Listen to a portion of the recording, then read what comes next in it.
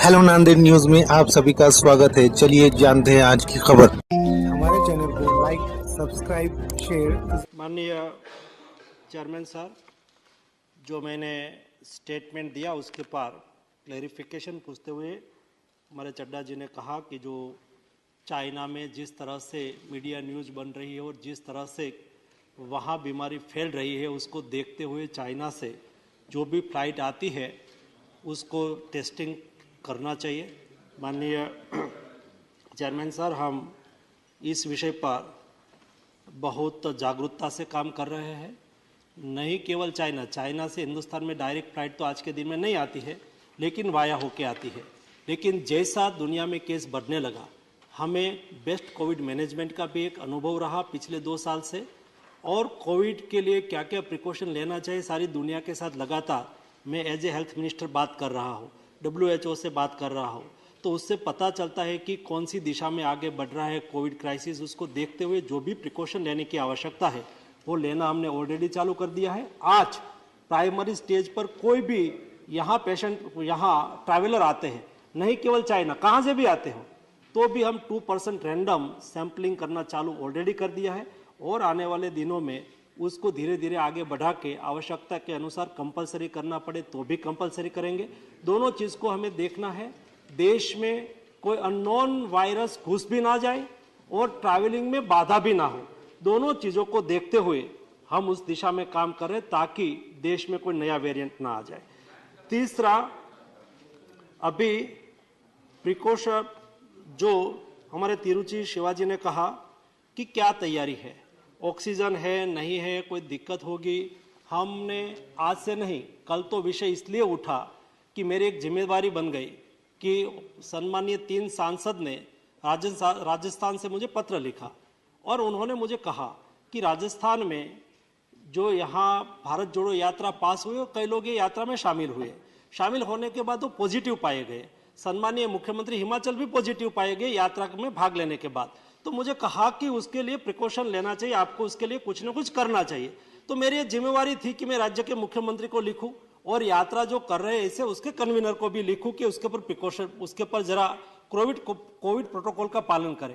मैं बात में पॉलिटिक्स में नहीं जाना चाहता हूं, लेकिन एज ए हेल्थ मिनिस्टर मेरा दायित्व है कि देश में कोविड ना फैले और उसके लिए मैं जागरूकता से काम करने की कोशिश की।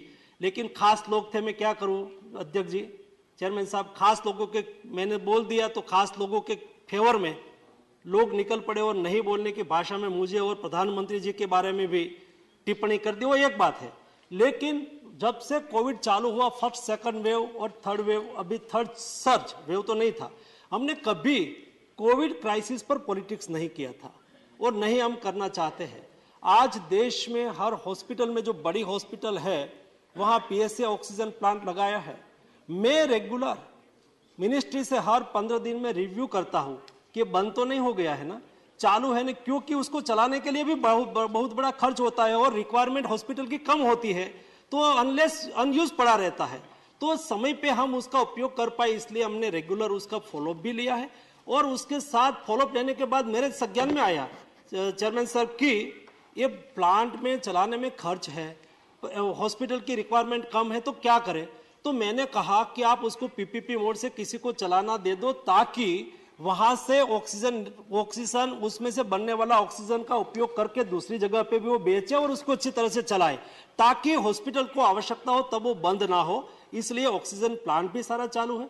देश में सभी अस्पताल में पर्याप्त मात्रा में मेडिसिन का भी हमने रिव्यू कर लिया है, मेडिसिन प्रोडक्शन का भी हमने रिव्यू कर लिया है। आज दुनिया में मेडिसिन की क्राइसिस होने लगी है, तो हम तो वसुधैव कुटुंबकम की भावना से काम करने वाले लोग हैं।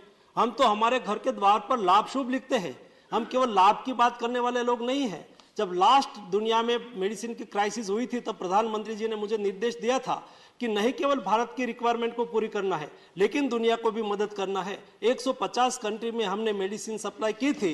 और चेयरमैन साहब, केवल मेडिसिन सप्लाई की ऐसा नहीं, क्राइसिस थी तो हम प्राइस भी बढ़ा सकते थे।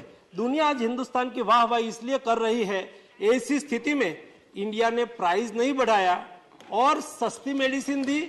दूसरा, उस वक्त हमने भी कई कंट्री से कई चीजें इंपोर्ट की थी और वो कई बार स्पूरियस भी पाई गई।